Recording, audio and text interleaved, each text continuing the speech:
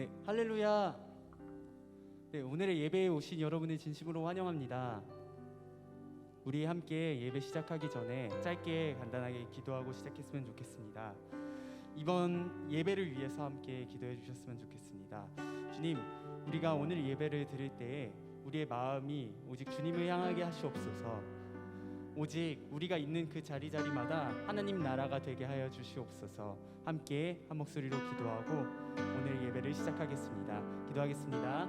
하나님 아버지, 함께하여 주시옵소서. 우리 함께하여 주시옵시고, 우리가 서 있는 이 자리, 우리가 앉아 있는 그 자리에서 우리가 하나님 나라를 느낄 수 있게 하여 주시옵소서.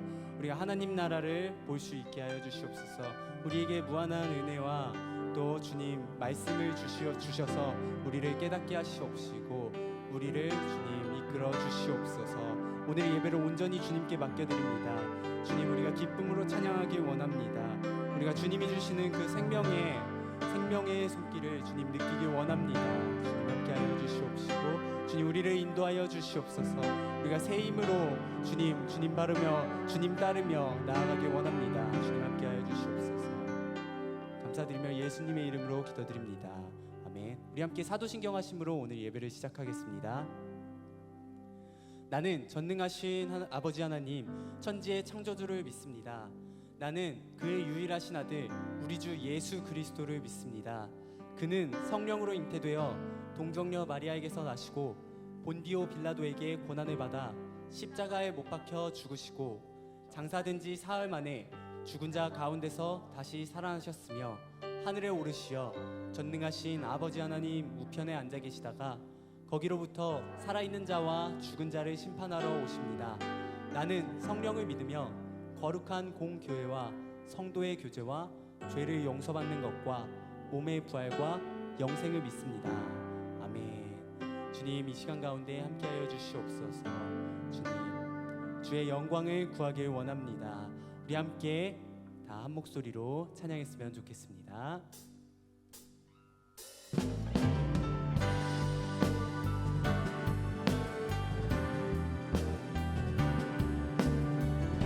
함께 찬양합시다. 창조의 아버지, 창조의 아버지, 그 섭리보이사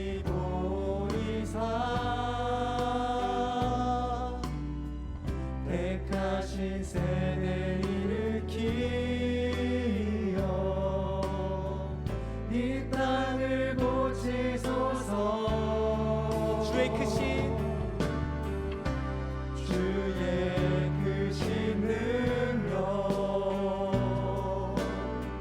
만물이 사모하니 성령의 기름을 부어주사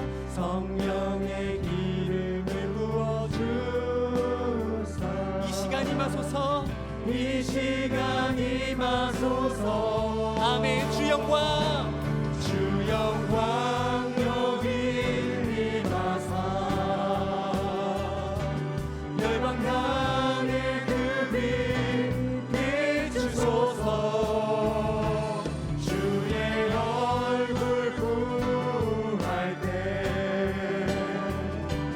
주의 양길 아멘. 주님, 이 시간 가운데 함께하여 주시옵소서. 우리를 다스려 주시옵소서. 함께 한 목소리로 찬양합시다. 열방의 통치자, 열방의 통치자, 세상이 보리라. 신실한 주의 약속으로 교회는 승리. 아멘. 우리 돌아보사, 우리 돌아보사 강건케 하소서. 연약함 모두 벗어지고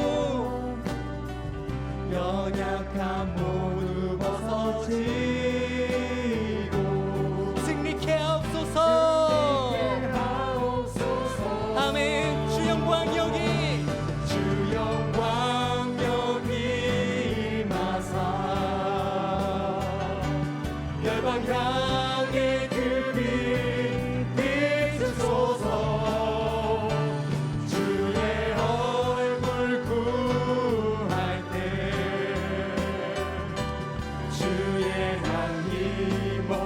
한번 찬양합시다. 주 영광, 주 영광 여기 임하사 열방 향해 그 빛 비추소서. 주의 얼굴 구할 때 주의 향 계속해서 찬양합시다. 주의 나라가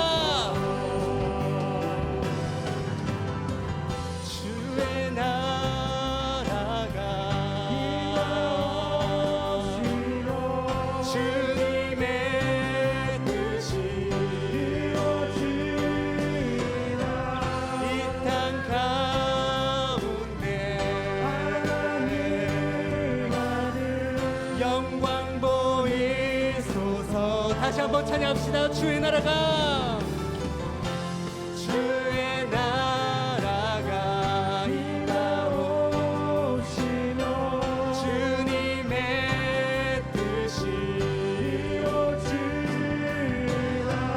이 땅 가운데 하나님 아들 영광 보이. 아멘. 한 목소리로 찬양합시다. 주 영광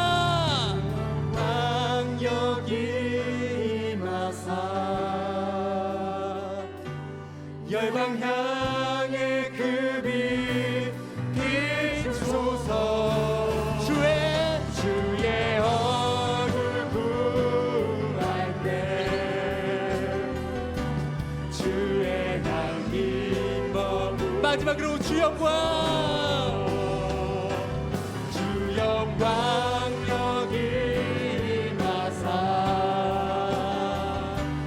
열방 향해 그 빛 비추소서. 주의 얼굴 구할 때 주의 향기 머무소서. 아멘. 오직 주님만이 다스리시는 이 시간 되었으면 좋겠습니다. 우리 함께 기쁨으로 박수치며 찬양합시다.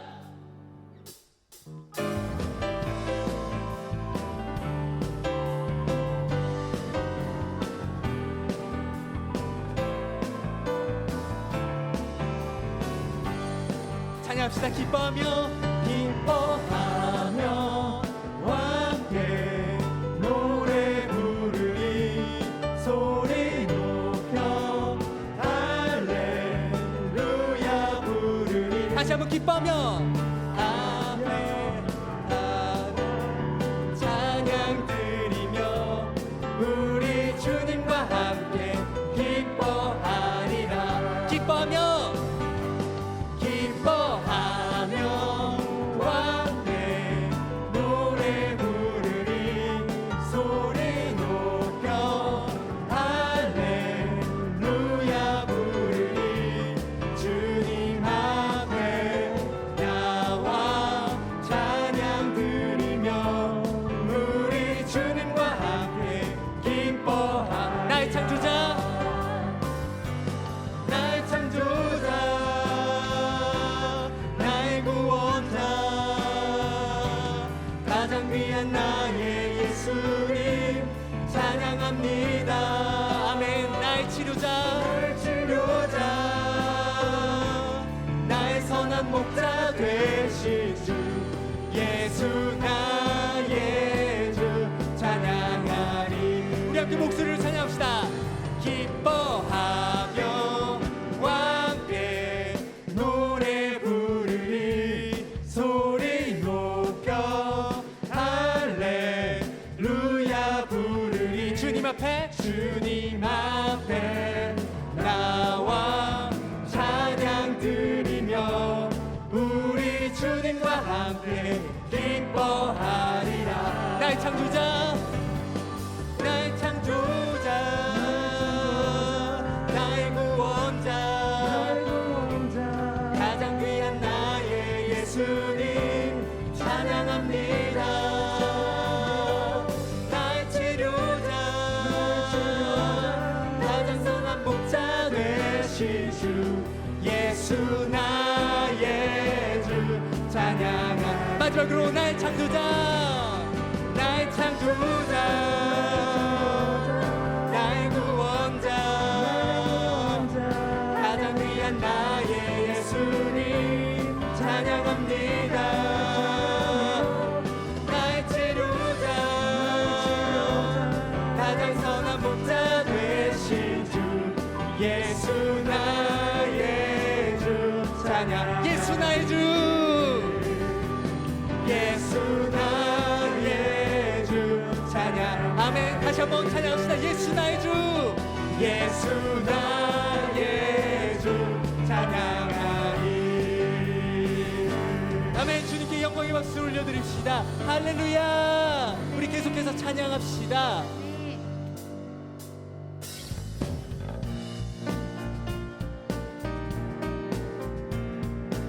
오직 우리가 주님을 바라보신 주님께서 우리에게 힘주시리라 믿습니다.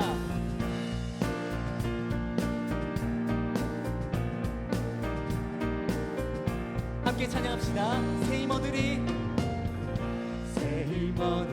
주를 바랄 때, 주를 바랄 때, 우리 주를 바랄 때, 새 힘어들이 주를 바랄 때, 주를 바랄 때.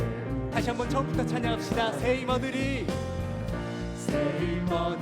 주를 바랄 때, 주를 바랄 때, 우리 주를 바랄 때, 새 힘어들이 주를 바랄 때, 주를 바랄 때. 아멘. 주님 통치하시옵소서. 주님 통치하시네.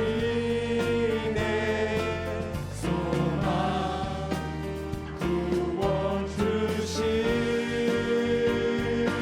당신은 영원하신, 당신은 영원하신 주, 내 영원하신 주, 지치지 않으시는 주. 약한 자, 약한 자 방패 되시며 위로자 되신 주, 목소리 같은 힘 주시네. 우리가 계속해서 즐거운 마음으로 찬양했으면 좋겠습니다. 오직 주님만을 바라보며 찬양합니다. 함께 찬양합시다. 새 힘어들이 주를 바랄 때, 주를 바랄 때, 우리 주를. 아멘. 새 힘어들이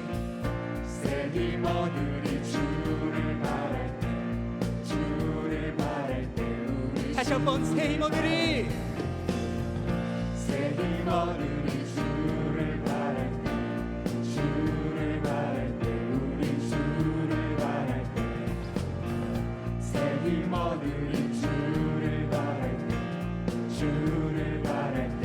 오직 주님 통치하시옵소서. 주님 통치하시네. 소망 구원 주시는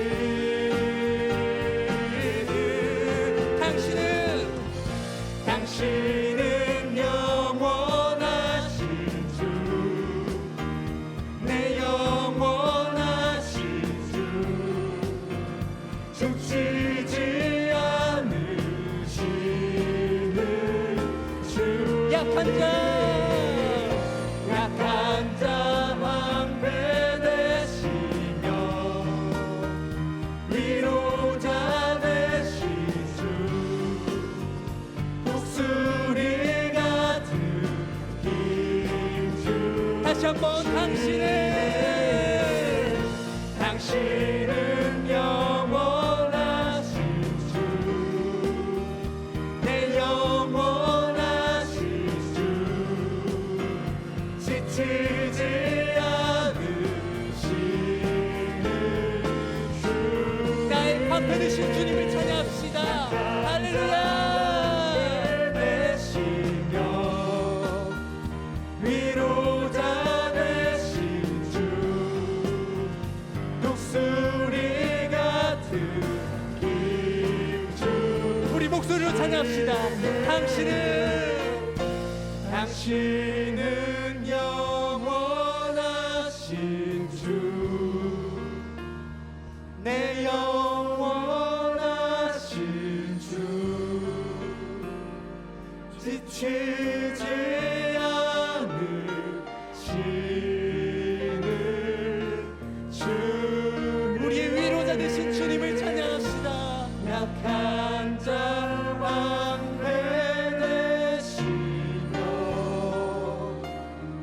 위로자 되신 주, 독수리 같은 힘 주시네.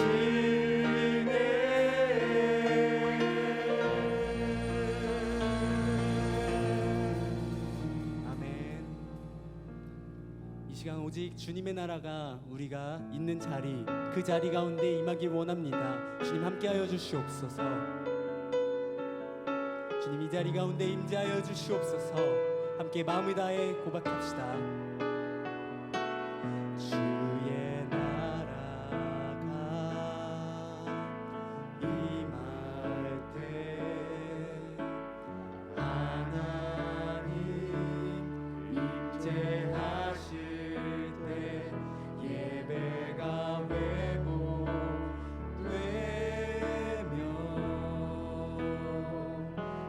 기적은 일어나네. 전능하신 주, 영원하신 능력의 통치자, 자유가 선포되어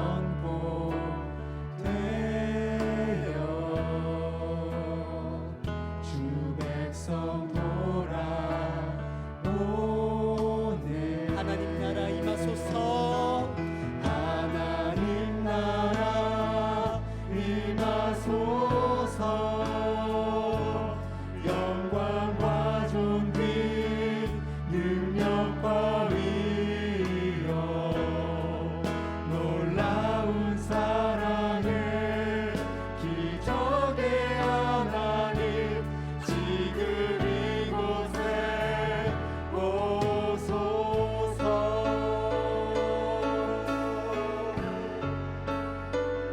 우리 다시 한번 처음부터 마음을 다해 찬양합시다. 주의 나라가 임할 때,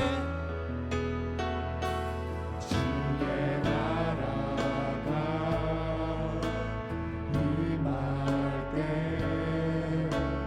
하나님 임재하실 때 예배가 회복되며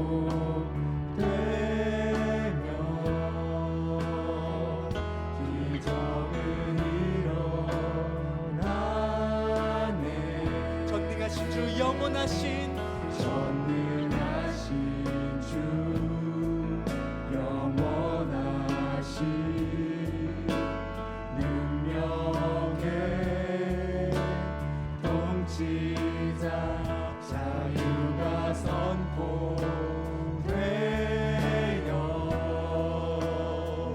주 백성 돌아 찬양합시다. 하나님 나라, 하나님 나라 임하소서. 아멘. 영광과 존귀 능력과 위엄 놀라운 사랑의 기적의 하나님 지금 이곳에 오소. 하나님 나라, 하나님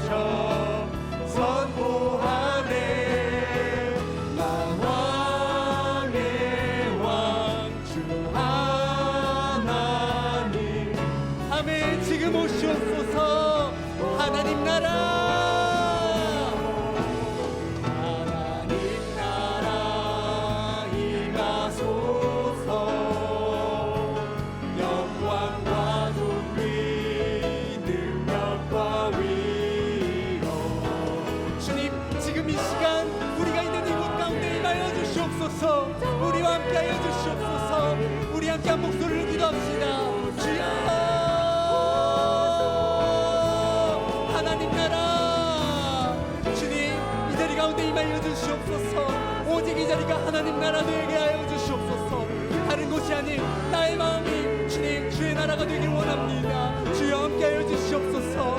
주님 이 자리 가운데 오시옵소서. 주님 함께하여 주시옵소서. 주의 영광으로 주님 가득하게 하여 주시옵소서. 하나님 나라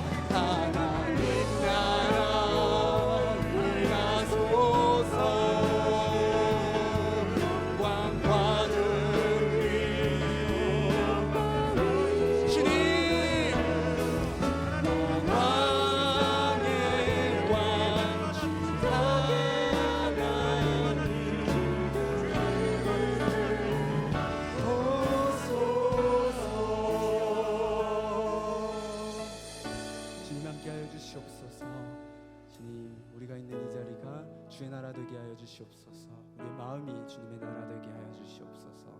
주님 함께 하여 주시옵소서. 아멘. 우리 함께 찬양하시면서 주님께 예물을 올려드리는 시간 갖겠습니다.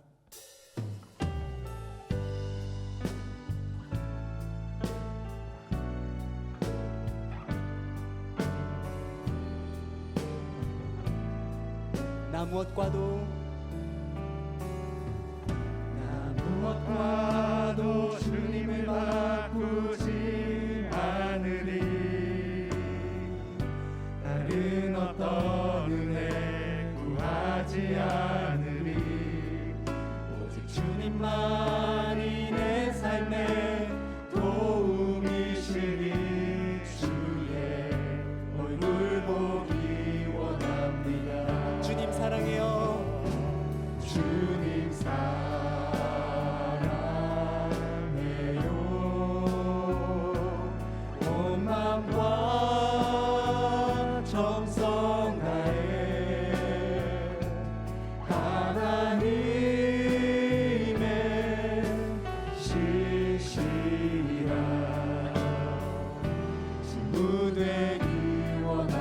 마지막으로 주님 사랑해요. 주님 사랑해요.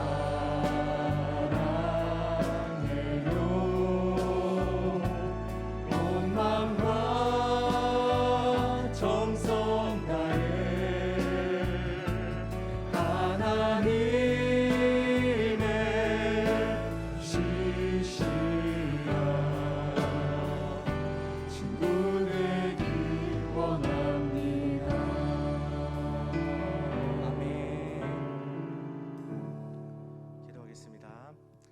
하나님 아버지 감사합니다. 하나님 이 주일에도 저희의 마음에 하나님이 주신 마음이 있어 예배하고자 하는 그 마음의 중심이 있어 하나님 앞에 나와 예배드릴 수 있도록 하여 주심에 감사를 드립니다. 하나님 이곳에서 또 각자의 자리 가운데서 하나님 이 시간 흩어져서 함께 예배하는 우리 모든 청년들에게 하나님이 임하여 주시고 함께하여 주시고 동일한 은혜를 베풀어 주시옵소서. 하나님 예배의 목적이 우리가 하나님을 만나고 하나님께 은혜를 받는 것도 있지만 그보다 먼저 하나님 앞에 우리의 삶의 중심을 드리고 하나님을 영광스럽게 하나님 앞에 영광 돌려드리는 것이 첫 번째 목적인 줄로 믿습니다. 하나님 저희의 예배와 찬양과 믿음의 고백과 하나님을 의지하는 이 모든 마음 가운데 하나님 영광을 받으시고 하나님 높임을 받아주시옵소서. 하나님 또한 이 시간 가운데 우리 가운데 하나님 기뻐하심으로 함께 하셔서 각자에게 하나님 은혜를 베풀어 주시고 또 각자에게 하나님 말씀하여 주시고 각자에게 하나님 그 심령과 영혼 가운데 하나님께서 어루만져 주시고 하나님께서 따스한 손길로 하나님 만져주심을 경험하는 복된 시간 되게 하여 주시옵소서. 하나님 이 예배가 정말 우리와 하나님이 인격적인 관계가 아버지 회복되고 시작되고 깊어지는 복된 시간 되게 하여 주시옵소서. 하나님 또한 저희가 구별하여서 하나님께 드린 손길 물질이 있습니다. 하나님 이것을 기쁘게 받아주시고 하나님 영광 위하여서 아름답게 사용하여 주시되 하나님 우리 청년들이 믿음으로 드리는 그 손길이 하나님 부끄럽지 않도록 하나님 늘 믿음으로 하나님 앞에 더 기뻐 드림이 있을 수 있는 우리 청년들 삶 될 수 있도록 하나님께서 늘 함께 하시고 하나님 때를 따라 도우시는 손길로 채우시고 하나님 공급하심을 경험하는 우리 청년들의 삶 다 되게 하여 주시옵소서. 하나님 우리에게 어떤 물질적인 하나님 어떤 육적인 공급하심을 줄 뿐만 아니라 하나님 우리에게 우리 심령에 우리 영혼에 또 하나님 공급하시기를 원하시는데 이 시간 말씀 가운데 이 예배 가운데 하나님 주시는 말씀으로 우리 영혼을 충만하고 풍성하게 하나님 공급하시고 채워 주시옵소서. 하나님 우리 갈급한 심령 가운데 하나님의 은혜를 담비를 내려주시고 하나님 지금 이 순간 내가 듣고 아버지 깨달아야 할 하나님의 마음을 깨닫고 경험하는 복된 시간 되게 하여 주시옵소서. 모든 것 하나님께 의탁드리며 예수님의 이름으로 간절히 기도 올려드립니다. 아멘. 반갑습니다. 우리 청년들 함께 예배할 수 있음에 반갑고 감사하고 주님의 이름으로 축복합니다. 이 시간에도 각자의 자리 가운데 하나님이 함께 하심을 믿으시며 또 내 곁에 계신 하나님께서 나에게 말씀하심을 듣고 경험하시는 복된 시간 되시기를 바라고 축복하겠습니다. 오늘 이 시간에는 사무엘상 28장 8절에서 19절의 말씀 함께 읽고 나누길 원하는데요. 사무엘상 28장 8절에서 19절의 말씀 한 절씩 교독하고 마지막 절은 합독하도록 하겠습니다.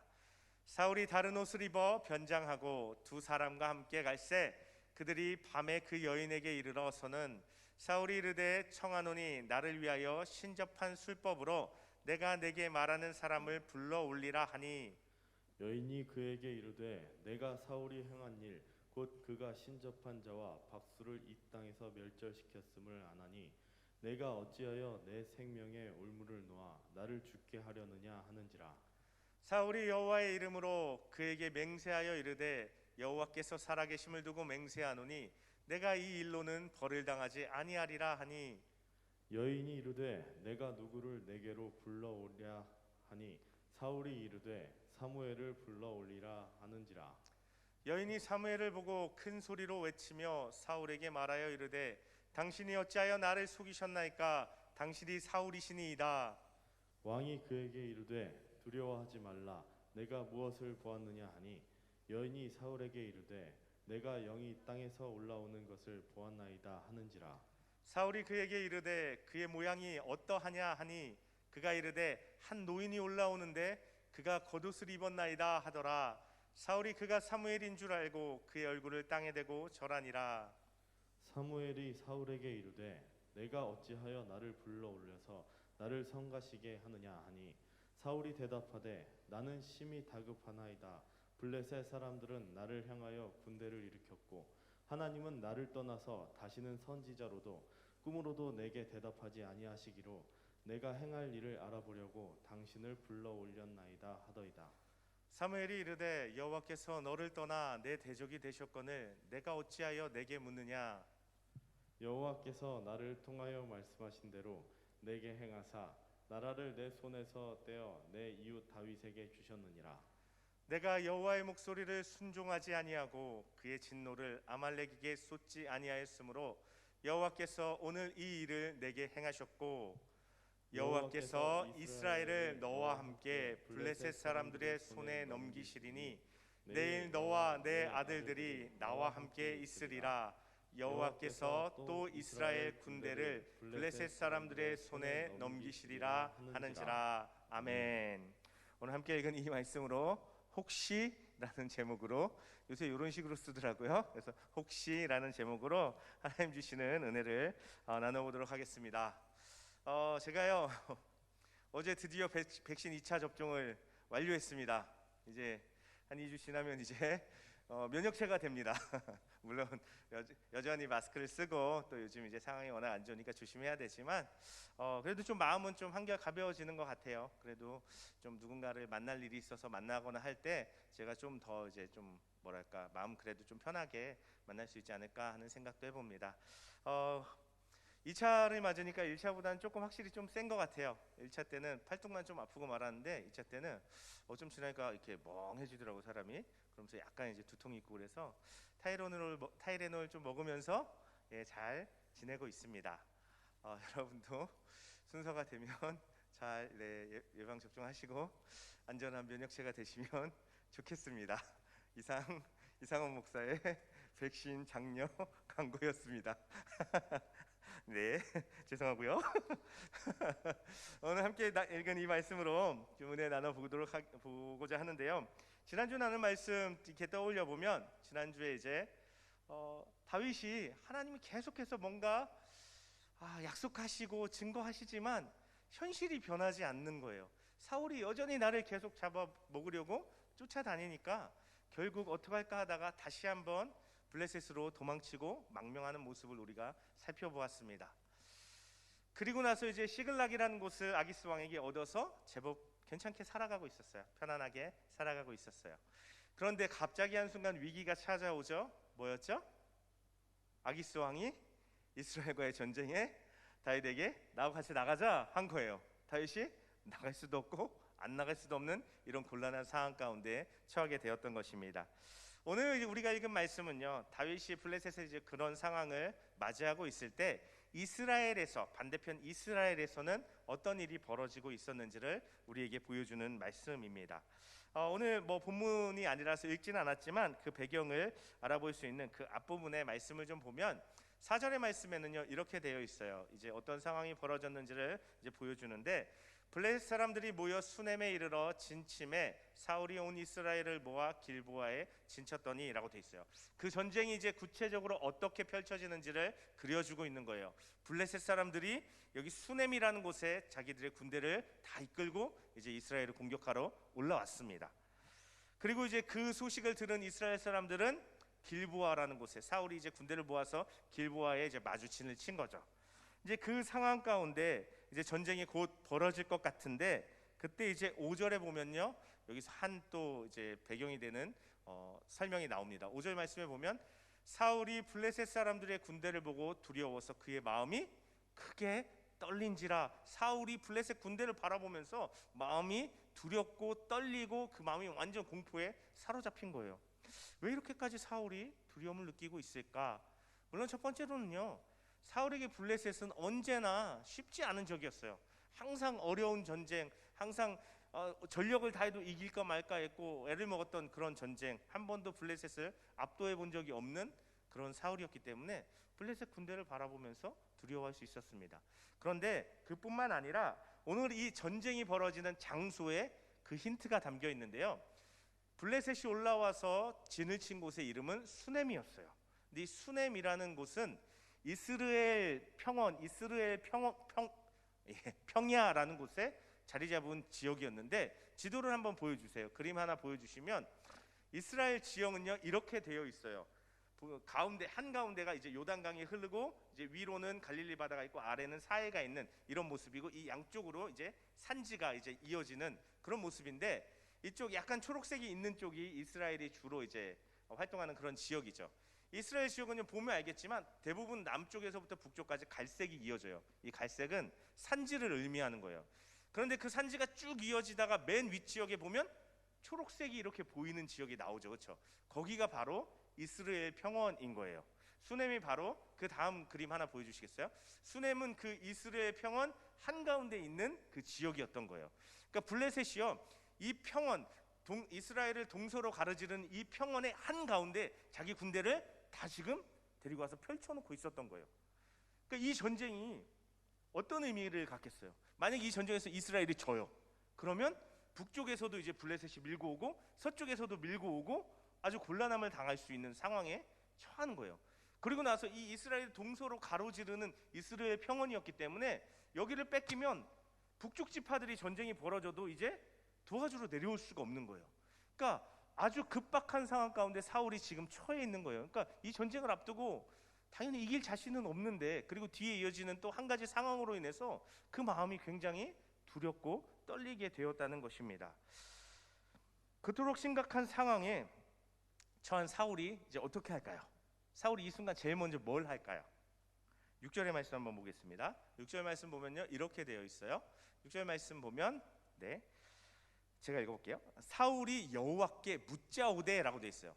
전쟁이 터지면요 이스라엘에서는 당연히 고대 근동 이스라엘뿐만 아니라 고대 근동에서는 전쟁이 터지면 자기들이 믿는 신을 의지하고 신에게 이 전쟁에 대해서 어떻게 할지를 물었어요. 근데 이스라엘도 항상 하나님 앞에 그 전쟁을 어떻게 해야 할지, 어떤 방식으로 치러야 할지 하나님을 의지해서 하나님께 여쭙는 것으로 전쟁이 시작되었습니다. 사울이 그렇게 하는 거예요. 근데 중요한 건 6절 뒷부분의 말씀도 보면요, 그렇게 여호와께 묻자오되 물었는데 여호와께서 꿈으로도 우림으로도 선지자로도 아무 것으로도 사울에게 대답을 안 해주시는 거예요. 이 전쟁을 해야 되는지 말아야 되는지, 어떤 방식으로 전면전을 해야 되는지, 포위 공격을 해야 되는지, 매복 작전을 펼쳐야 되는지, 어떻게 해야 되는지 하나님께서 한마디도 사울에게 말씀해 주시지 않으시는 거예요. 왜 그러셨겠어요? 오늘 말씀에 뭐 뒤에 보면 또 가장 주된 이유도 나오겠지만, 우리가 상식적으로 생각해 봤을 때 사울이 이제까지 한 짓이 있잖아요. 특히 최근에 우리가 알아봤던, 우리가 살펴봤던 말씀에서 사울이 다윗을 도와줬다고 몰아붙이면서 제사장들을, 하나님의 제사장들을 한 번에 다 죽여버리는 이런 일도 할 정도로 하나님 앞에 아주 교만하게, 아주 방자하게 행했는데, 이런 사울한테 하나님께서 얘기해 주실 리가 없겠죠. 그래서요, 하다 안 되니까요, 사울이 다른 한 가지 방법을 사용하는데요, 그게 이제 7절에 기록되어 있습니다. 7절에 보면요, 사울이 그의 신하들에게 이르되 나를 위하여 신접한 여인을 찾으라 라고 얘기하고 있어요. 내가 그리로 가서 그에게 물으리라 라는 거예요. 신접한 여인을 찾으라는 거예요. 신접한 여인, 말 그대로 신하고 가까이 하는, 뭐 여기서 신은 하나님과 같은 이런 신이 아니라 귀신을 의미하는 거예요. 죽은 자와 가까이해서 그 죽은 자랑 소통을 하면서 뭔가를 알아내서 뭔가 전해주는 그런 사람을 지금 찾으라는 거예요. 우리 식으로 하면 무당이겠죠. 지금 사울이요, 하나님의 뜻을 알 수가 없다고 무당을 찾아오라고 지금 얘기를 한 거예요. 근데 이 참 사울의 신하들은요, 굉장히 사람 찾는 은사가 있었나 봐요. 야, 수금 좀 잘 타는 사람 좀 찾아오라 그랬더니 다윗 있습니다 딱 찾아오고, 지금도 신접한 여인 찾아오라 그러니까 엔돌에 신접한 여인이 있습니다 그리고 딱 찾아오는 거예요. 그래서 이제 오늘 말씀에 이제 시작하는 부분으로 들어가는데, 참 이 모습이, 사울 참 하나님의 뜻을 모른다고 무당을 찾아가는 이 사울의 모습이, 참 사울이 또 진짜 사울이 사울 같다, 뭐 이런 우리 생각을 일으키는데, 사울이가 마침내 두 사람의 이제 신하 부하를 데리고 위장을 합니다. 뭐 첫째는 사람들이 자기를 알아보는 걸 꺼렸겠죠. 그리고 가서 그 신접한 여인에게도 자기를 속이길 원했어요. 왜냐하면 이전에 사무엘이 죽었을 때 아마 그걸 애도하는 방식 중에 하나였던 것 같은데, 이스라엘 안에 모든 신접한 사람과 모든 박수를, 우리 식으로 하면 무당과 점쟁이를 다 쫓아내버렸거든요. 다 없애버렸거든요. 그러니까 자기가 없애놓고 자기가 그런 사람을 찾아가는 게 지금 드러내놓고 할 수가 없겠죠. 지금 어쨌든 그렇게 자기 신하들을 데리고 그 신접한 여인, 엔돌의 신접한 여인을 찾아갑니다. 그리고 나서 그 여인을 만나서요, 내가 한 사람을 얘기할 건데 너 그 사람을 좀 끌어올려줬으면 좋겠다라고 얘기하는 거예요. 그러니까 이 여인이요, 신접한 여인이고 신하들이 바로 찾아낸 거 보면 우리 식으로 얘기하면 제법 이런 뭐라 그러죠? 갑자기 그 단어가 생각이 안 나네. 그 점 잘 치고 이런 사람들 뭐라고 얘기하지? 갑자기 생각이 안 나네 그 표현이. 아무튼 제법 좀 용한가 봐요. 좀 용한 무당이었나 봐요. 그래서 갔는데 그러면 바로 이 사람이요 하고 딱 이끌어낼 것 같은데, 9절의 말씀에 보면요, 이 여인이 거절합니다. 왜 거절하는가? 9절 말씀 한번 보겠습니다. 여인이 그에게 이르되 내가 사울이 행한 일 곧 그가 신접한 자와 박수를 이 땅에서 멸절시켰음을 아나니 내가 어찌하여 내 생명에 올무를 놓아 나를 죽게 하려느냐 하는 거예요. 우리 왕이 이런 일하는 사람 다 쫓아내고 다 없애버려서 우리 다 숨어서 이렇게 제대로 활동도 못하고 지내는데, 너 지금 나한테 이런 걸 나한테 하라는 거는 함정 놔서, 함정을 파서 나를 빠뜨려서 결국 왕한테 어려움 당하게 하려는 거 아니냐, 나는 안 하겠다라고 얘기하는 거예요. 그만큼 사울이 이전에는요, 이런 무당이나 신접하는 사람들을 아주 그냥 강력하게 없애버렸나 봐요. 근데 이렇게 이제 이 여인이 얘기할 정도로 그렇게 했던 거죠. 근데 이제 사울이 찾아온 거죠. 그러니까 자기의 이제 안전을 위해서 이 여인은 하지 않겠다고 얘기를 합니다. 근데 이제 그때 사울이 하는 말이 참 기가 막힙니다. 10절의 말씀에 보면요, 사울이 그 여인에게 대해서 이렇게 말해요. 사울이 여호와의 이름으로, 일단 여기서 여호와의 이름으로 맹세를 하고요, 여호와께서 살아계심을 두고 맹세하노니 내가 이 일로는 벌을 당하지 아니하리라. 자기가 지금 주술적인 방법을 사용하려고 하면서 하나님께서 전혀 기뻐하시지 않는 일을 하려고 하면서 하나님의 이름으로 이 사람의 안전을 맹세하고 있는 거예요.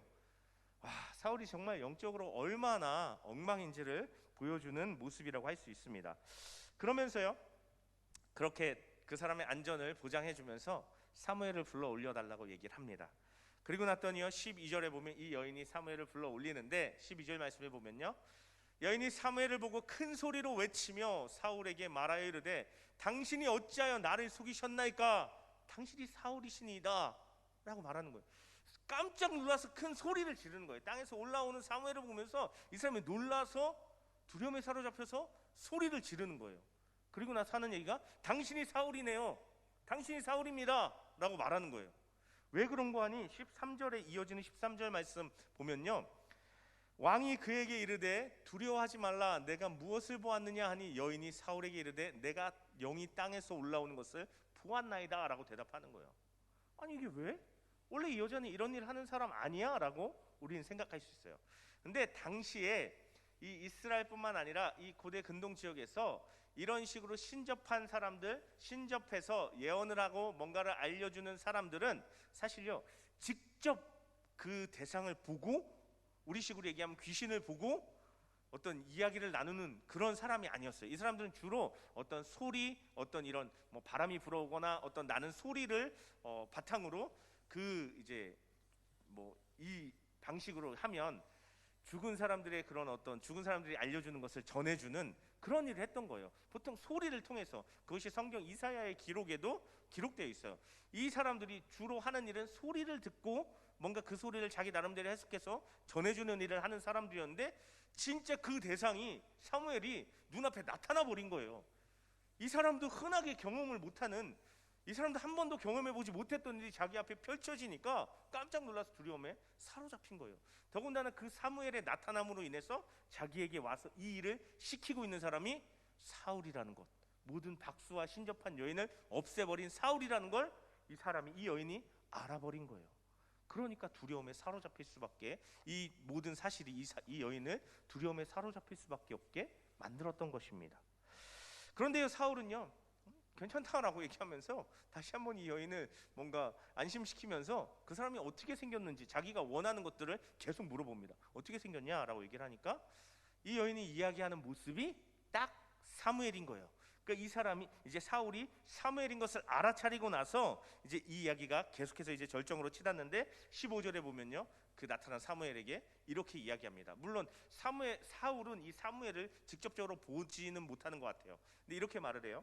사무엘이 사울에게 이르되 내가 어찌하여 나를 불러올려 나를 성가시게 하느냐. 먼저 사무엘이 사울에게 다가와서 너 왜 나를 불러올려서 성가시게 하느냐라고 말해요. 근데 우리말로 여기 성가시게 하느냐로 번역되어 있지만 원어적인 의미는 자는 사람을 흔들어 깨우는 그런 행동을 가리키는 의미예요. 그러니까 너 왜 나를 흔들어 깨워서 이렇게 불러올리냐라고 말을 하는 거예요. 그랬더니 사울이 이제 이렇게 대답을 하는 거죠. 그 다음 보여주시면 좋겠어요.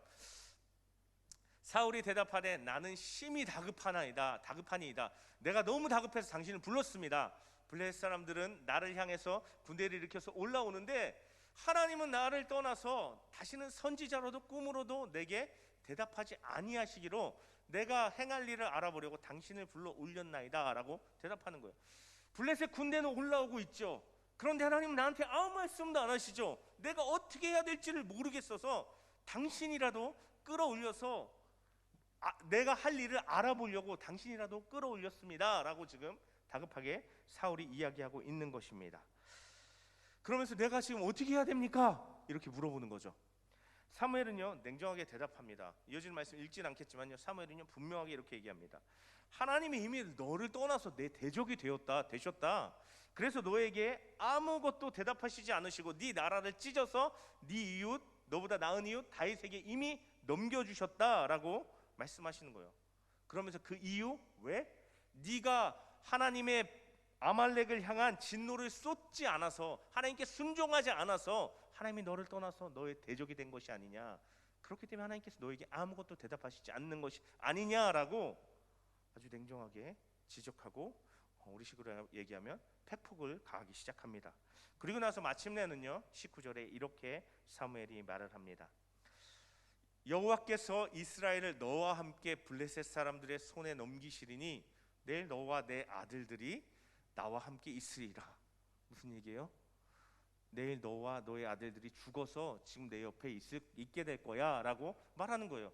사울과 그의 아들들이 전쟁에서 죽게 될 것을 말하는 것이었습니다. 그리고 더 나아가서 여호와께서 또 이스라엘 군대를 블레셋 사람들의 손에 넘기실 것이다. 이 전쟁도 완전히 패배해서 이스라엘이 블레셋에게 어려움을 당할 거야 라고 사무엘이 못 박아 버립니다. 이 말을 들은 사울은요, 온몸에 힘이 풀려서 엎드러지고 맙니다. 굉장히 비극적인 사울의 모습을 보여주는 장면입니다. 그런데 이 장면이 주는 메시지와 우리에게 어떤 던지는 적용점을 나누는 것으로 들어가기 전에 좀 간단하게 이 말씀을 좀 정리하는 게 좀 필요할 것 같아요. 이 말씀은요, 성경 안에서 사실 우리 그리스도인들이 읽으면서 가장 이해가 안 되는 장면 중에 하나예요. 뭐지? 죽은 사람이 왜 땅 위로 올라오지? 이런 일이 진짜 가능한 거야? 이 사무엘이 진짜 사무엘이야? 그리고 또 하나는, 아니 하나님께서 신접한 여인 무당 같은 사람을 통해서도 말씀을 하셔? 라는 궁금증을 우리에게 남긴다는 것입니다. 이것에 대해서요, 우리가 한 가지를 전제하고 이 말씀을 이해해야 되는데, 이것은요 지금 우리 시대, 과학이 발달하고 이성이 발달하고 신학이 엄청나게 발달한 우리 시대의 사람이 기록한 것이 아니라 지금으로부터 한 3,000년 전 사람이 기록한 거예요. 당시의 문화와 당시의 세계관과 당시의 그런 어떤 과학적인 사고로 기록을 한 거예요. 당시 사람들은요, 이게 이렇게 된다고 믿었던 사람들인 거예요. 근데 그걸 우리식으로 보면서 이거 왜 이러지? 라고 생각하는 게 어떻게 보면 말이 안 되는 거일 수도 있다는 거예요.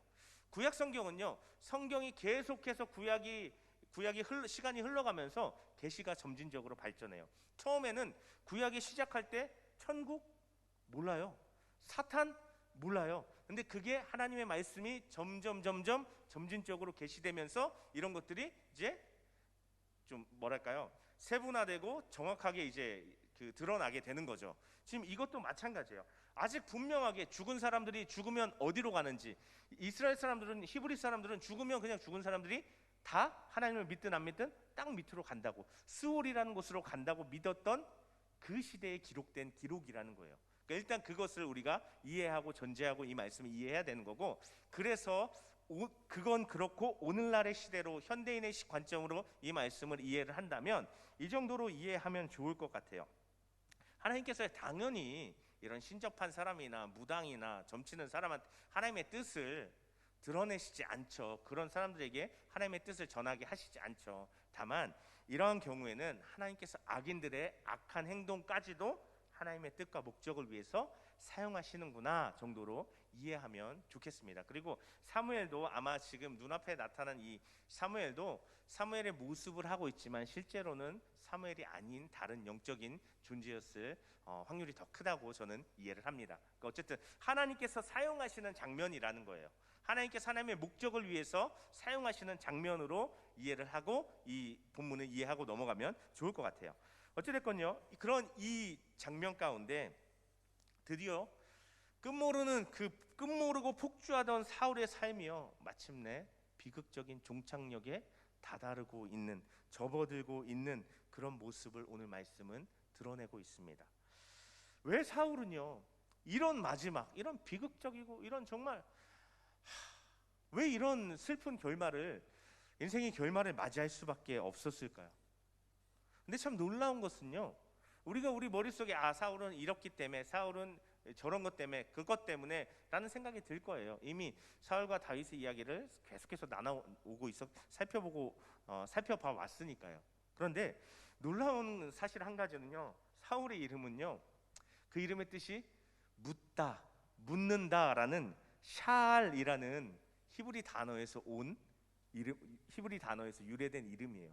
그 이름만 보면요, 하나님께 잘 물어야 될 것 같아요. 모든 걸 하나님께 여쭙고 하나님께서 말씀하시면 그대로 순종해야 될 것 같은 이름이 사울이라고요.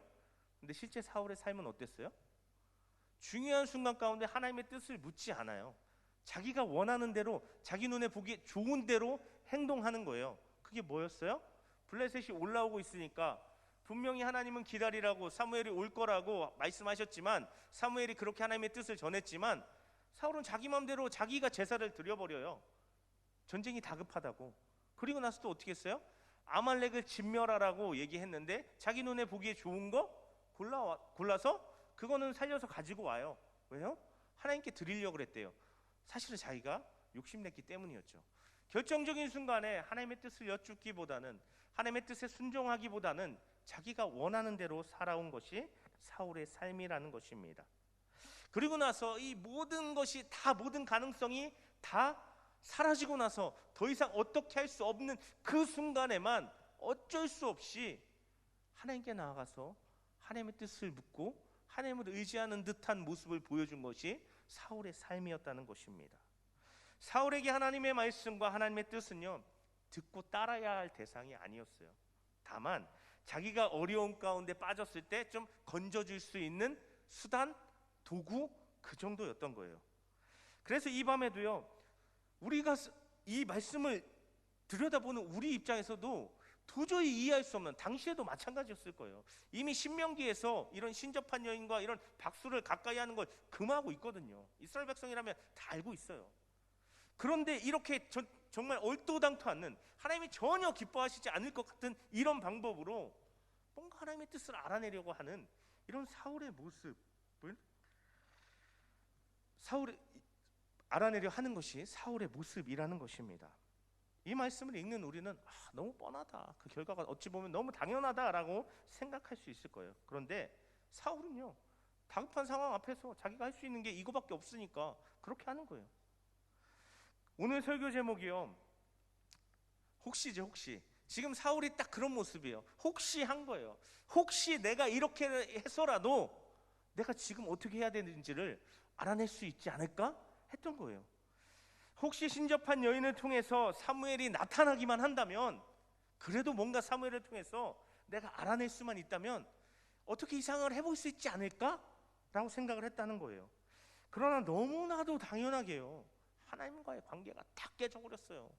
이미 사무엘도 살아생전에 사울을 떠나버렸어요.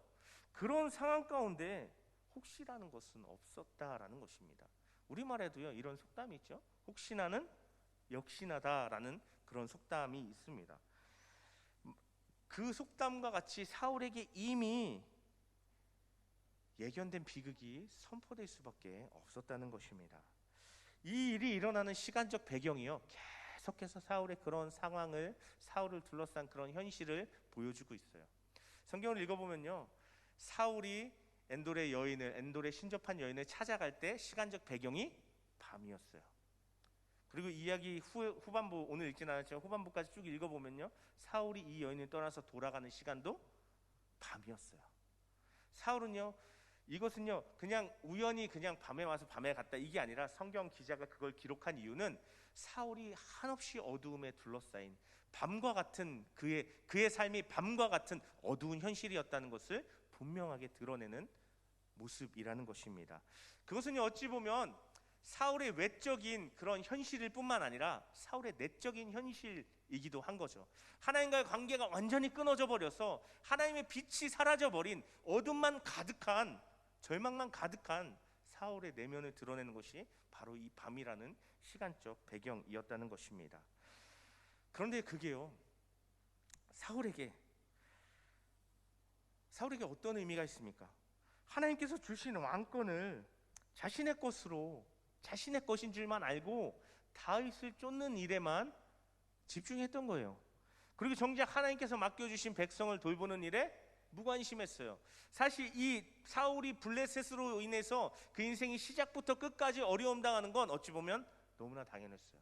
왜냐하면 하나님께서 사울을 이스라엘 왕 세우신 것은 블레셋으로부터 그 백성을 구해내라고 세우신 것이고, 할 수 있다고 그 왕으로 세워주신 거예요. 근데 한 번도 그 일에 집중하고 한 번도 그 일에 진실되지 않았다는 거예요.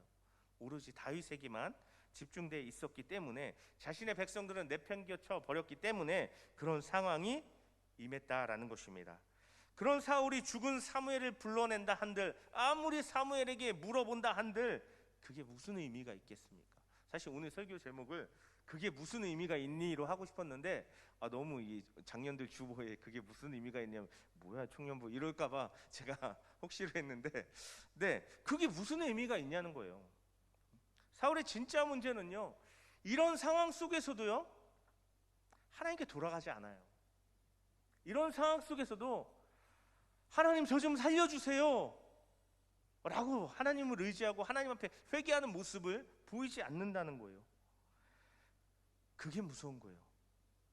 문제의 원인과 근원을 전혀 깨닫지 못하는 거예요. 왜 이런 일이 벌어지고 왜 내가 이런 상황까지 왔는지를 사울은 전혀 깨닫지 못하고 있는 거예요. 왜 그랬을까요? 왜? 이스라엘의 왕인데, 그 대단한 시대의 선지자 사무엘이 거의 평생을 함께 했는데 왜 사울은 이렇게까지 하나님께 대해서 무감각하고 그 내면이 그렇게 철저히 어두워진 상태 가운데 있었을까요? 사울이 본인 직접적으로 한 번도 하나님과 인격적인 교제를, 인격적인 관계를 시도해 본 적이 없기 때문에 그랬습니다. 사무엘을 통해서 하나님의 뜻을 깨닫기도 하고 왕으로 기름 부음을 받기도 했지만 사울은 개인적으로 하나님을 찾아본 적이 없는 사람이었어요. 그러면서도 자신에게 왕권이 있으니까, 왕위가 있으니까, 내가 왕이니까 괜찮다고 여기면서 살아왔다는 것입니다. 그런 그에게 하나님의 뜻을 묻는 것이 무슨 의미가 있겠습니까? 그저 하나님을 향해 혹시 하며 요행을 바라는 정도 수준에 불과한 것이었다는 것이죠. 이 말씀이요, 이런 사울의 모습이 우리에게 던지는 도전은 이런 것입니다. 우리도 사울 같을 수 있다는 거예요. 때론요, 우리가 하나님 앞에 도저히, 하나님이 왜, 여러분 혹시 신앙생활하면서 혹시 이런 적 없어요? 하나님이 왜 이렇게까지 나한테 잘해주시지? 나 하나님한테 요새 별로 기도 안 했는데, 나 이거에 대해서 하나님 앞에 그렇게 열심히 기도 안 했는데 하나님 이거 왜 나한테 주시지? 하나님 요즘 왜 나한테 이렇게 잘해주시지? 하는 그런 순간, 내가 충분히 하나님 앞에 뭔가 열심으로 매달린 게 아닌데 나한테 그냥 뚝 떨어진 것 같은 그런 때가 있다는 거예요. 그런데 그때 우리는 그냥 운이 좋았네, 그냥 하나님이 나 좋아하시나 보네, 이런 정도 수준에 머물면 안 된다는 거예요. 우리가 기억할 게 있다는 거예요. 그 순간 우리는요, 하나님께서, 우리가 계속 그대로 머물러 있어도 나 그냥 이렇게 해도 하나님 여전히 잘해 주실 건가 보다, 하나님 또 좋은 일 일어나게 해 주실 건가 보다에 머물러 있으면 안 된다는 거예요. 우리가 하나님과의 관계를 위해서 아무것도 하지 않아도 하나님께서 늘 나에게 뭔가 해 주실 것처럼 착각에 빠져 있으면 안 된다는 것입니다. 자격 없는 우리에게 왜 이런 거 주시지 싶은 우리에게 하나님께서 은혜를 베풀어 주시는 것은요, 그 은혜를 통해서 하나님이 이렇게 좋으신 분이시고 하나님께서 이렇게 나에게 사랑이 많으신 분이시라는 것을, 긍휼이 많으신 분이시라는 것을 알게 해주시려는 거예요. 그렇게 좋으신 하나님께로 나를 인도하시는 거예요. 내가 너를 위해서 이렇게 좋은 것들을 예비하고, 내가 너를 이만큼 사랑하고, 내가 너에게 이렇게 은혜 베푸기를 원해, 나에게 나와라, 나에게 가까이 와라 하시는 하나님의 부르심이라는 것입니다. 더 하나님을 알아가고자 하고, 더 하나님과 교제하며, 더 하나님이 내게 원하시는 삶을 하나님과의 관계 가운데서 헤아려 볼 수 있어야 하는 거예요. 그걸로 나갈 수 있어야 하는 거예요. 근데 문제는 뭐예요? 우리가 하나님이 우리에게 어떤 좋은 일을 베풀어 주셔도 우리가 그대로 머물러 있는 거예요, 대부분. 왜요? 삶에 별일이 없거든요. 하나님께서 나에게 좋은 일을 해주셨어요. 좋은 일을 이루어 주셨어요. 너무 좋아요. 그리고 나서 그 다음 순간 내 삶에 별로 어려움이 없거든요. 그러니까 그냥 머물러 있는 거예요. 그러다 도저히 또 우리 힘으로 안 되는 어떤 것들을 만나면 그제서야 다시 하나님을 찾죠. 그것도요, 참 어찌 보면 참 이 말씀을 나누면서 저도 참 제 스스로에게도 찔리고 또 나누면서 부담도 되지만, 그렇게 어려운 순간 다시 하나님을 찾는 순간에도 우리는 오늘 사울과 같이 혹시의 수준으로 하나님을 찾을 때가 있다는 거예요. 혹시 하나님이 들어주시고, 혹시 하나님이 해주시면 좋고 안 해주시면 할 수 없고, 그리고는 내 나름대로 간절히 기도했다고 생각하면, 그런 판단이 들면, 아니 내가 이렇게까지 하나님 앞에 기도했는데, 내가 하나님 이렇게까지 간절하게 요청했는데 하나님 왜 안 들어주세요 하면서 하나님을 세상 나쁜 분으로 만들어버리고 원망한다라는 것입니다. 그러나 우리는 기억해야 합니다. 하나님과 우리과의 관계에서는 혹시가 없다라는 것입니다. 하나님은 혹시 하는 마음으로 우리에게 은혜를 베풀어 주시 않으신다는 것입니다. 하나님께서는요, 진지하고 분명한 목적으로 예수님을 이 땅 가운데 보내주셨어요. 그것은요, 사람인 우리가 하나님 앞에서 쌓아올린 죄악과 실패를 감당하게 하시려고 사람의 모습으로, 우리와 똑같은 사람의 모습으로 예수님을 이 땅에 보내주셨다는 거예요. 사람이 이 땅에, 예수님께서 이 땅에 사람으로 오신 이유는요, 우리가 사람이기 때문에요. 우리가 잘못한 거, 우리가 쌓아 올린 거, 우리가 해결해야 되는데 해결할 수 없는 것을 해결하게 하시려고 우리와 똑같은 사람으로 예수님을 이 땅에 보내주셨다는 거예요. 그리고 그분은 십자가에 못 박혀 죽게 하셨고 우리 대신 지옥에 내려가게 하셨다는 것입니다. 우리를 구원하시고 이전과 다르게 우리가 하나님의 뜻을 따라 살게 하시려고요. 그것으로 우리가 하나님과 교제하고 하나님과 교제 가운데 은혜를 누리는 삶을 살게 하시려고요. 더 나아가서 우리 인생 가운데 하나님의 모든 아름다운 뜻이 이루어지는 그런 복된 삶으로 우리를 이끌어 가시고 빚어 주시려고요. 하나님께서는 혹시 하는 마음으로 우리에게 예수님을 보내주시지 않으셨다는 거예요. 하나님은 반드시 우리를 구원하시고 우리의 삶을 회복하시려는 분명한 하나님의 뜻으로 예수님을 죽게까지 하셨다는 것입니다. 그런데 우리는요, 너무도 자주 그 예수님의 십자가와 죽음을, 그 크신 은혜를 혹시 정도의 수준으로 대하며 살아가고 있다라는 것입니다. 하나님의 뜻을 구하려 기도할 때 혹시 좋은 응답 주시면 좋고, 좋은 응답 안 주시면 내 마음에 있는 대로 내 생각대로 하고, 오늘 말씀에서 사울이 바로 그런 모습인 거예요.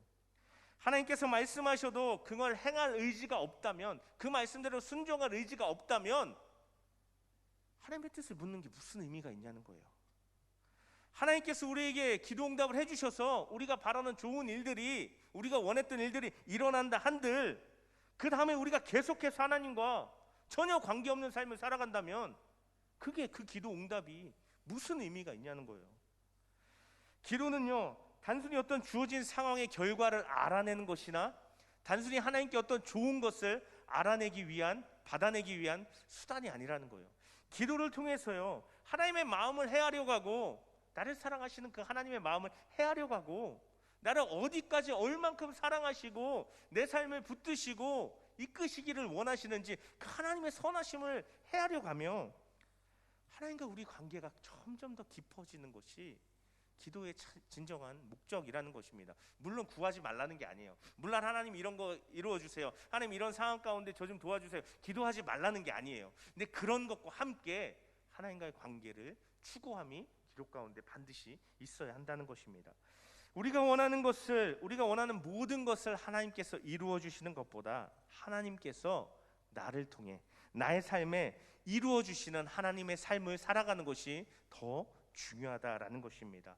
우리가 하나님, 내 삶에 이게 필요해요, 하나님 지금 내가 삶이 어려워서 이런 어려운 가운데 벗어나길 원합니다, 도와주십시오도 필요하지만, 있어야 하지만 하나님께서 원하시는, 하나님께서 나를 이끌어 가시길 원하시는 그런 삶으로 내가 빚어져 가는 것도 중요하다라는 것입니다. 저와 여러분이요, 사울과 같이 되지 않기를 간절히 바랍니다. 사울이 왕이면 뭐합니까? 왕이 된 그 사실이요, 하나님과 아무 상관이 없었어요. 그러다 보니까 왕이 된 그 사실이 오히려 사울에게 더 비극적인 결말을 가져다 준 거예요. 우리가 하나님께 무엇인가를 이루어 주시기를 위해서 기도한다면 그 다음이 중요하다는 것입니다. 내가 그것을 이루어 주시는, 내 기도를 들어주신 하나님과 어떤 관계를 맺어가고 이어가느냐가 중요하다라는 것입니다. 그 가운데 하나님의 뜻을 깨닫고 또 순종함으로 그때 하나님께서 우리의 삶을 하나님의 손 안에서 아름답게 지어져가는 복된 삶으로 지어가시는 그러한 삶으로 우리가 나아갈 수 있어야 한다 하는 것입니다. 하나님은 우리에게 100% 진심으로 다가오세요. 예수님의 십자가가 그 증거예요. 그런데 우리는 혹시 정도로, 혹시의 태도로 반응하는 수준에서 멈춰서지 않기를 간절히 바랍니다. 혹시의 태도로 하나님께서 우리를 위해서 예비하신 기회들을 사울처럼, 사울의 인생에 얼마나 많은 기회가 있었습니까? 근데 그가 하나님께 100% 진심이 아니라 혹시 정도의 태도로 하나님을 대하니까 그 모든 기회가 다 날아가 버린 거예요. 다 놓쳐버린 거예요. 그리고 비극적인 결말을 맞을 수밖에 없었던 거예요. 오히려 우리도요, 그 사울이 아니라 그 사울과 같은 모습이 아니라 오히려 우리 또한 하나님께 100%로 반응함으로써 저와 여러분의 삶을 향한 하나님의 모든 뜻이 다 이루어져가는, 하나님의 그 은혜와 복이 다 임하는, 충만함으로 임하는, 경험하는 그런 삶으로 저와 여러분의 삶이 나아가실 수 있게 되기를 간절히 바라고 축복합니다. 계속해서 나누는 이 사울과 다윗의 모습. 사울도 연약하고요, 다윗도 연약해요. 우리 봤잖아요. 다윗이 엄청 대단한 신앙의 사람인 줄 알았는데 결정적인 순간에 다윗도 인간적인 모습을 드러내는 거 우리가 봤잖아요. 인간이기 때문에 우리 별 차이 없어요. 그런데 중요한 건 하나님께 대해서 어떠한 태도를 취하느냐가 중요하다는 거예요. 사울과 다윗의 인생을 가른 가장 뚜렷한 그 기준은 하나님께 대한 태도가 어떠했느냐라는 것입니다. 우리가 오늘 말씀을 통해서 이 사울과 같은 혹시 정도의 진지하지 못한 태도로 하나님을 대하는 것이 아니라 하나님께 진지함을 가지고 하나님의 은혜를 구하고 또 하나님께서 원하시는 그 뜻 가운데 행함으로 정말 하나님께서 나의 삶을 온전케 하시며 하나님께서 내 삶 가운데 하나님의 영광을 드러내시는, 내가 삶을 살아가되 내가 아무리 많은 걸 이루고 누려도 만족함이 없는 삶 의미 없잖아요. 하나님과 함께 하심으로 하나님 안에서 내 삶의 의미를 느끼고 누리고 충분히 하나님께 쓰임받는 그런 저와 여러분 삶이 되시기를 간절히 바라고 축복합니다. 아멘. 이 시간 우리 함께 잠시 기도했으면 좋겠습니다. 오늘 들은 말씀으로, 오늘 나눈 말씀으로 잠시 함께 기도했으면 좋겠는데요. 먼저 나 스스로에게 질문을 해보면 좋겠어요. 나는 하나님께 혹시로 나아가고 있습니까? 아니면 하나님을 신뢰함으로 나아가고 있습니까? 왜 내가 신뢰함으로 나가지 못하고 혹시 정도 수준에서 나갈까요? 하나님과의 인격적인 관계가 내 스스로 느끼기에도 부족한 거예요. 충분하지 않은 거예요. 우리가 하나님 앞에 더 인격적인 관계를 추구하며 나갑시다. 이 시간 하나님, 내가 이전에 하나님께 대한 게으름이 있었고 나태함이 있었다면 하나님께서 100%의 진지함으로 나에게 예수님을 보내주셨는데 나 또한 하나님께 대해서 더 진지함과 진실됨으로 나아감으로 하나님 혹시를 넘어선 신뢰의 관계로 하나님께 나아가고 하나님이 내 삶에 원하시는 일들이 이루어져가는 그런 나의 삶 되게 하여 주시옵소서라고 이 시간 우리 주님 한번 부르고 같이 해서 잠시 함께 기도하겠습니다. 주여,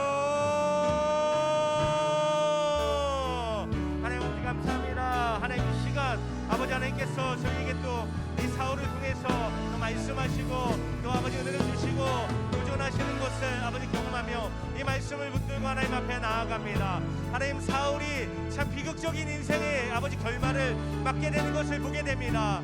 왜 그렇습니까? 단순히 그냥 사울이 어리석어서 사울이 평생 잘못해서 그렇지라고 판단하고 넘어가지 않게 해주시고 사울의 모습을 통해서 하나님 우리의 모습에 비추어 볼 수 있도록 하여 주시옵소서. 사울이 일평생 하나님께 어떤 진지함으로 인격적인 관계를 추구하기보다는 하나님께 무엇을 받아내기를 원해서 하나님께 무언가 좋은 것을 얻어내기 위한 그런 정도 수준에서 하나님을 찾고 구하며 또 아버지 하나님께 나아갈 때 전적으로 그 말씀을 신뢰하고 의지하는 것이 아니라 혹시 정도 그냥 요행 수준으로 하나님을 여기며 하나님의 말씀과 뜻과 도우심을 구하며 사울이 살아갔던 그 모습을 바라보게 되는 것입니다. 하나님, 나는 어떻게 살아가고 있습니까?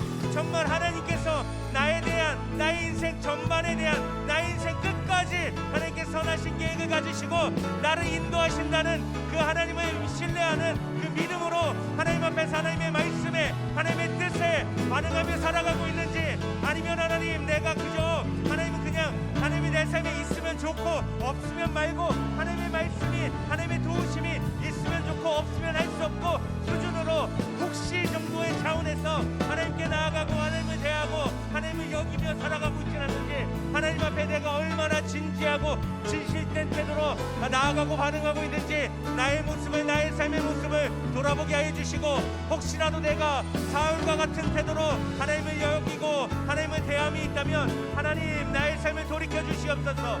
사울과 같은 비극적인 인생의 결말을 향해 나아가는 것에서 하나님, 나의 삶을 돌이켜 주셔서 하나님께 더 진지하게 나를 위해 이 세상 모든 것과도 바꿀 수 없는 예수님을 십자가에 내어주신 그 하나님의 100%의 하나님 나를 향한 그 은혜를 내가 아버지 하나님 신뢰하고 내가 붙들고 내가 더 깊이 경험하며 하나님 앞에 100%로 반응하며 나아갈 수 있도록 하여 주시옵소서. 하나님께서 내 인생에 가장 선한 계획을 뜻을 갖고 계시고 나의 삶을 인도하시기를 원하시는데 내가 나의 욕심과 내가 나의 계획과 내가 나의 아버지 어리석음을 따라서 하나님을 저버리고 살아가지 않도록 하나님 나의 삶을 붙들어 돌이켜 주시옵소서. 하나님 앞에 진지함으로 반응하며 나아갈 수 있도록 하여 주시옵소서. 하나님 나의 삶의 모든 것을 하나님과 동행함 가운데 하나님께 때로 하나님께 여쭙고 하나님께 맡겨드리며 하나님의 인도하심을 구하며 나아갈 수 있도록 하여 주시고 하나님의 뜻을 구하며 나아갈 수 있도록 하여 주시고 때로는 하나님의 뜻과 나의 뜻이 부딪힐 때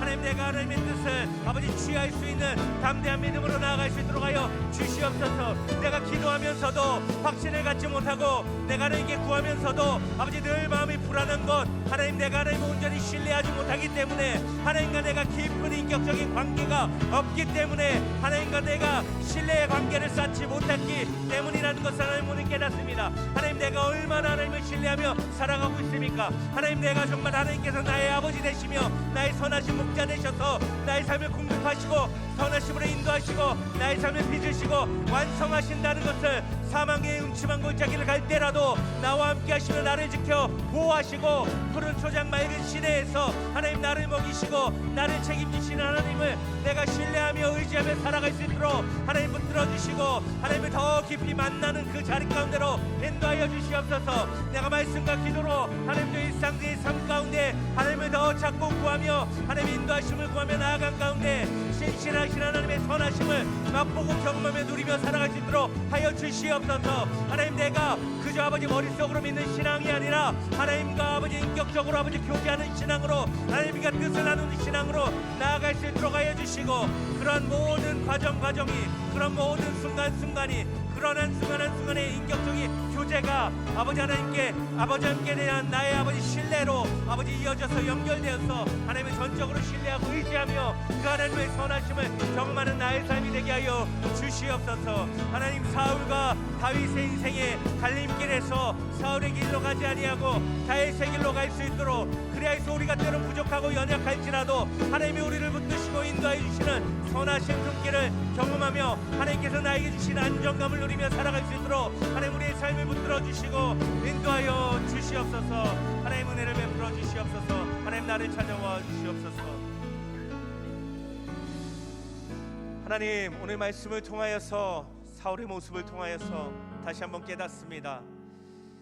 나의 삶의 모습을 돌아보게 하여 주시옵소서. 하나님 우리를 100%로 찾아오셨는데 내가 하나님께 100%로 반응하지 못하고 있다면 하나님 나에게 신실하시고 선하심으로 다가오시는데 내가 하나님의 100% 신뢰하지 못하고 있다면 하나님과의 나의 인격적인 관계가 내게 쌓여있지 않고 부족하다는 것인 줄로 깨달아 알게 하여 주시옵소서. 그것으로 더 하나님께 나아가고 일상의 삶 가운데 하나님을 의지함으로 하나님을 경험하며 하나님과 대화하고 하나님이 나를 사랑하시는 그 사랑하심을 경험하고 나도 하나님을 사랑하는 그 삶으로 나아갈 수 있도록 하나님 붙들어 주시옵소서. 하나님은 누구에게 차별 없이 만나주시고 은혜 베풀어 주신다 말씀하셨는데 내가 하나님을 아직 만나지 못하고 하나님을 경험하지 못하였다면 하나님 내가 하나님을 아직 더 충분히 찾고 구하지 않았다는 것으로 깨닫고 하나님 앞에 더 부단히 나아감으로 하나님을 만나고 경험하며 하나님의 신실하심을 맛보고 하나님과의 관계를 쌓아감으로 내가 하나님을 온전히 신뢰할 수 있는 그 신뢰의 믿음으로 하나님을 경험할 수 있는 그런 우리 삶이 다 되게 하여 주시옵소서. 하나님 우리를 사망의 어둠 가운데서도 함께 하시고 아버지 하나님 낮과 같은 밝음의 푸른 초장 가운데서도 우리와 함께 하시고 인도하시는 우리를 먹이시는 선한 목자 하나님 나의 아버지 되신 하나님이시라는 것을 더 경험하고 신뢰하며 나아갈 수 있는 우리의 삶이 다 되게 하여 주시옵소서. 하나님 그런 모든 과정을 통하여서 우리의 삶을 하나님께서 처음 우리에게 품으신 그 뜻과 계획대로 선하게 우리의 삶이 빚어지고 완성될 수 있도록 하나님 우리 삶을 붙들어 주시고 인도하여 주시옵소서. 하나님을 신뢰합니다. 하나님을 의지합니다. 하나님, 우리가 하나님 앞에 더 진지함으로 100%로 나아갑니다. 하나님 만나주시고 역사하여 주시옵소서. 예수님의 이름으로 간절히 기도 올려드립니다. 아멘.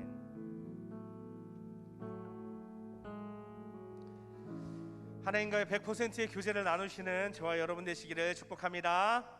할렐루야. 네, 이 시간 광고 말씀 전하겠습니다. 네, 함께 예배하는 모든 청년들 주님의 이름으로 축복하며 하나님께서 공급하시는 은혜가 충만히 경험되는 복된 시간 되길 바랍니다.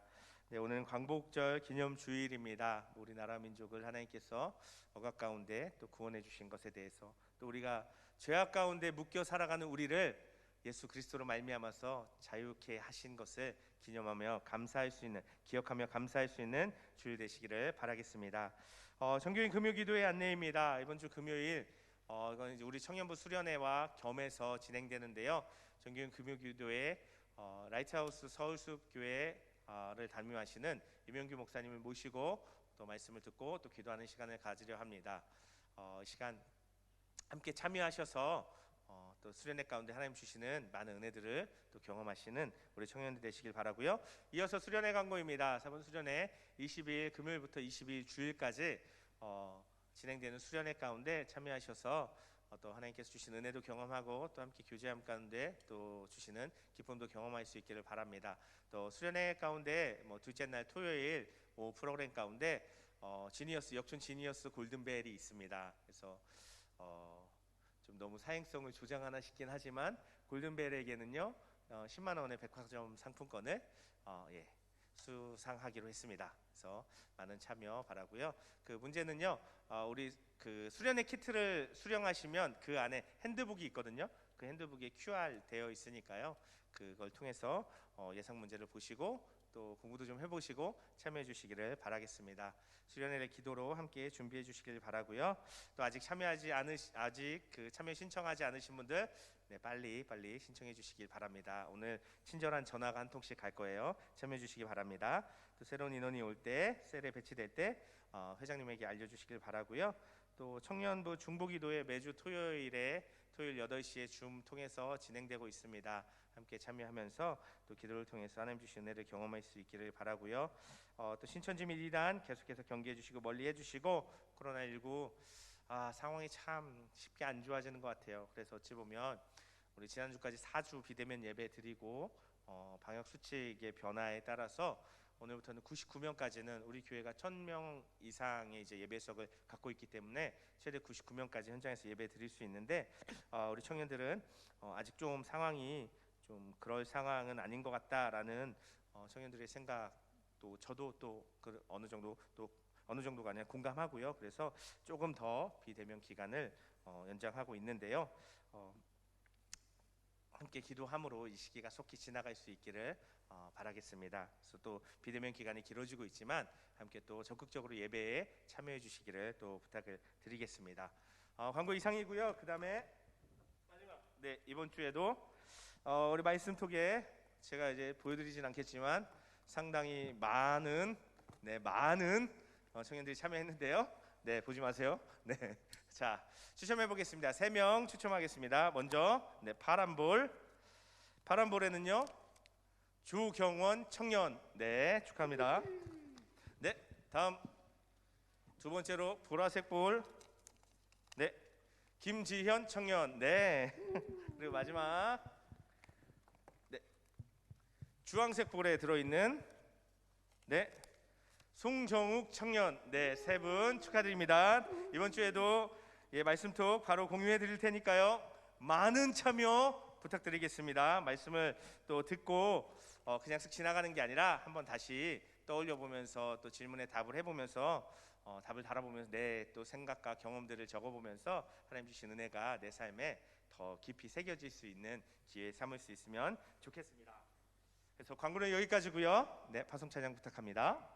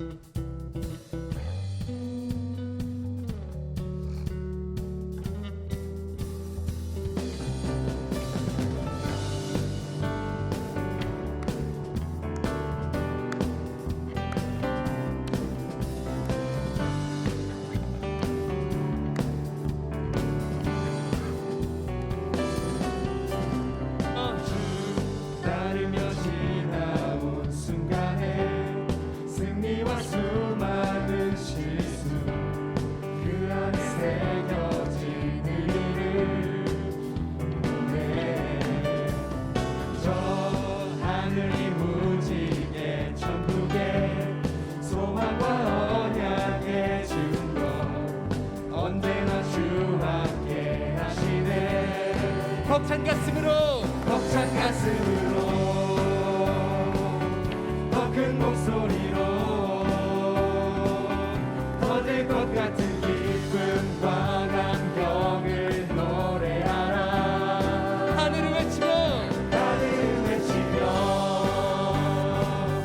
대지는 춤추네. 주가 행하신 위대한 일 모두 찬양하라. 함께 기뻐하며 기뻐하며 노래하라. 주 여기 계시네. 태초부터 영원토록 주 함께 하시네. 기뻐하며 기뻐하며 노래하라.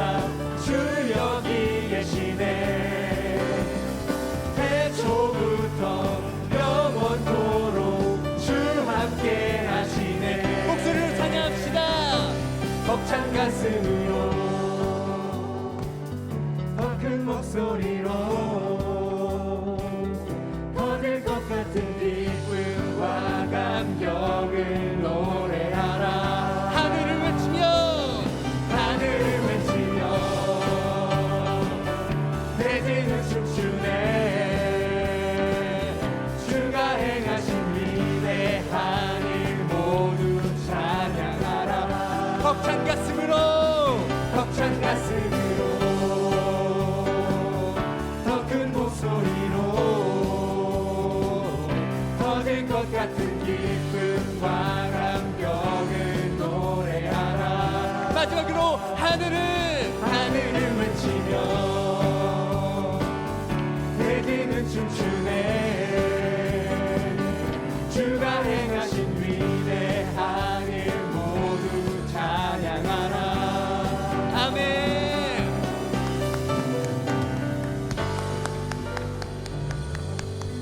할렐루야. 축도하겠습니다.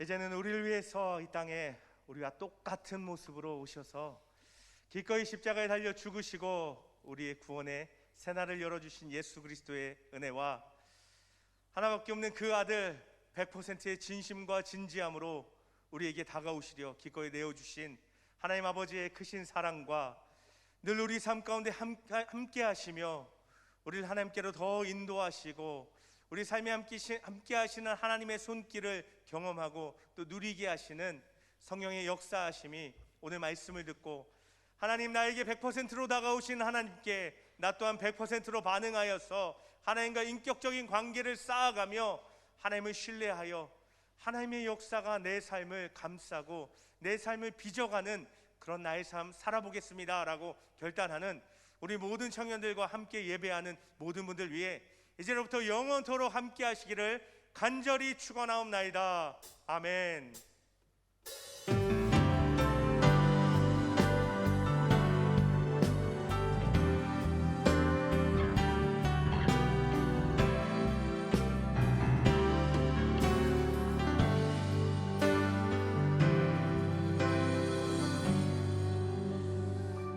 (100%로) 하나님을 만나고 경험하는 한 주 되시기를 축복합니다. 할렐루야.